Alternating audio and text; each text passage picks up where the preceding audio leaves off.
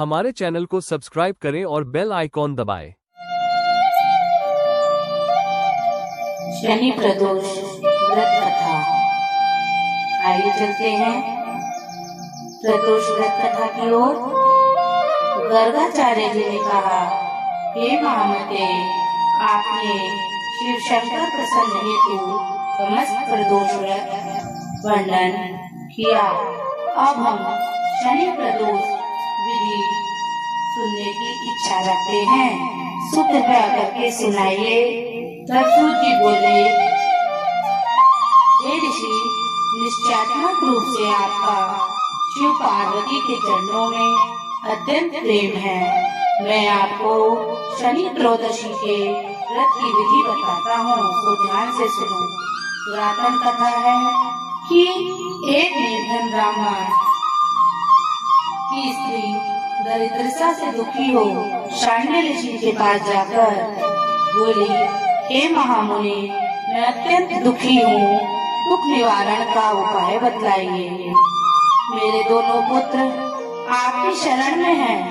मेरे ज्येष्ठ पुत्र का नाम धर्म, जो कि राजपुत्र है, और लघु का नाम सुचिव्रत है। हम दरिद्री हैं, आप ही हमारा उद्धार कर सकते हैं। इतनी बात सुन ऋषि ने शिव प्रदोष व्रत करने के लिए कहा। तीनों प्राणी प्रदोष व्रत करने लगे। कुछ समय पश्चात प्रदोष व्रत आया। तीनों ने व्रत का संकल्प किया। छोटा लड़का, जिसका नाम सुचिव्रत था, एक तालाब पर स्नान करने को गया। उसे मार्ग में स्वर्ण कलश धन से भरपूर मिला। उसको लेकर वह घर आया। प्रसन्न हो माता से कहा कि माँ, यह धन मार्ग में प्राप्त हुआ है। माता ने धन देकर शिव महिमा का वर्णन किया। राजपुत्र को अपने पास बुलाकर बोली, देखो पुत्र, यह धन हमें शिव जी की कृपा से प्राप्त हुआ है, अतः प्रसाद के रूप में दोनों पुत्र आधा आधा बांट लो। माता का वचन सुन राजपुत्र ने शिव पार्वती का ध्यान किया और बोला, पूज्य, यह धन आपके पुत्र का ही है, मैं इसका अधिकारी नहीं हूँ। मुझे शंकर भगवान और माता पार्वती जब देंगे तब लूंगा। इतना कहकर वह राजपुत्र शंकर जी की पूजा में लग गया। एक दिन दोनों भाइयों का प्रदेश भ्रमण का विचार हुआ। वहाँ अनेक गंधर्व कन्याएं रुकेड़ा करते हुए देखा। उसे देख सुचिव्रत ने कहा, भैया, अब हमें इससे आगे नहीं जाना चाहिए। इतना कह सुचिव्रत उसी स्थान पर बैठ गया, परंतु राजपुत्र अकेला ही स्त्रियों के बीच में जा पहुंचा। वहाँ एक स्त्री अत्यंत सुंदरी राजकुमार को देख मोहित हो गई और राजपुत्र के पास पहुंचकर कहने लगी कि हे सखियों, इस वन के समीप ही जो दूसरा वन है, तुम वहाँ जाकर देखो। भांति भांति के पुष्प खिले हुए हैं, बड़ा सुहावना समय है। उसकी शोभा देखकर आओ। मैं यहाँ बैठी हूँ, मेरे पैर में बहुत पीड़ा है। ये सुन सब सखी दूसरे वन में चली गई। वह सुंदर राजकुमार की ओर देखती रही। इधर राजकुमार भी कामुक दृष्टि से निहारने लगा। युवती बोली, आप कहाँ रहते हैं? वन में कैसे पधारे हैं? किस राजा के पुत्र हैं? क्या नाम है? राजकुमार बोला, मैं विदर्भ नरेश का पुत्र हूँ, आप अपना परिचय दें।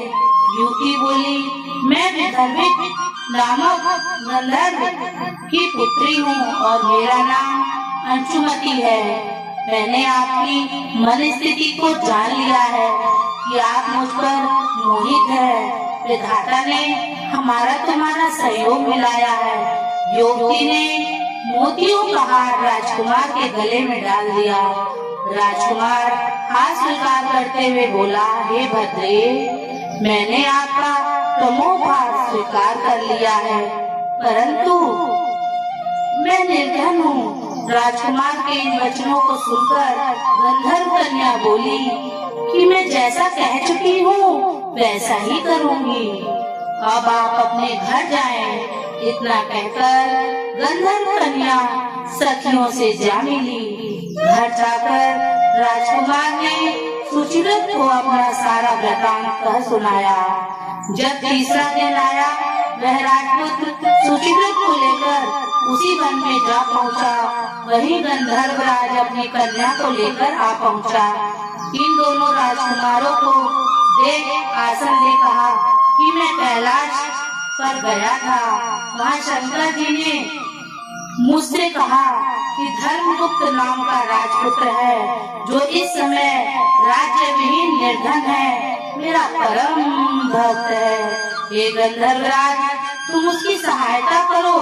मैं महादेव की आज्ञा से इस कन्या को आपके पास लाया हूँ। आप इसका निर्वाह करें, मैं आपकी सहायता कर राजगद्दी पर बिठा दूंगा। इस प्रकार गंधर्वराज ने कन्या का विधिवत विवाह कर दिया।